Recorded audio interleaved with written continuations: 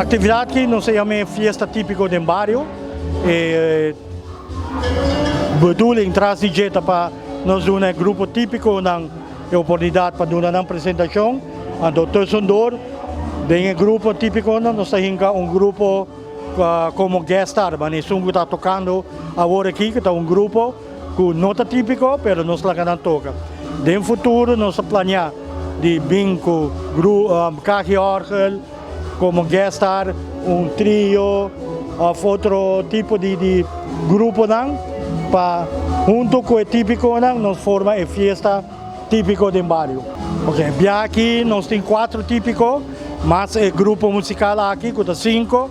Nós temos grupo infantil, juvenil, que trabalha paricativo da Piruicha, e nós temos homenagem a 2 baluartes de barrio que ha contribuído no passado, mas a de música of canto.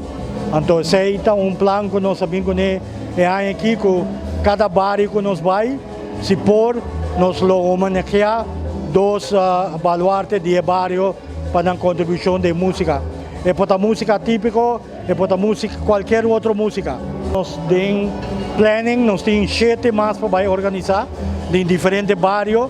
Nós temos uma ideia que 4 barrios que nós queremos, mas ainda nós precisamos acercar dirigentes de diferentes clubes, centro de barrio, lugar que nós queremos fazer fiesta típico. Bedoeling da cada ano nós usamos 5 grupos típicos, não mais que 5. Então, tussendoor, nós põe carro de orgel,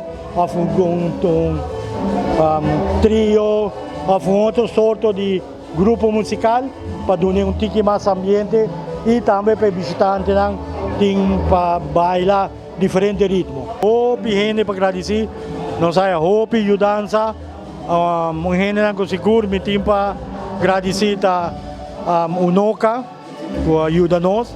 Nós agradecemos ao coordenador de Ministro de Cultura e Ministro de Cultura mesmo, e também por outras pessoas. Se me vai querer mencionar nome, me olvidar par de nomes, e isso aí não está Bedoeling. Nós temos hope e dança.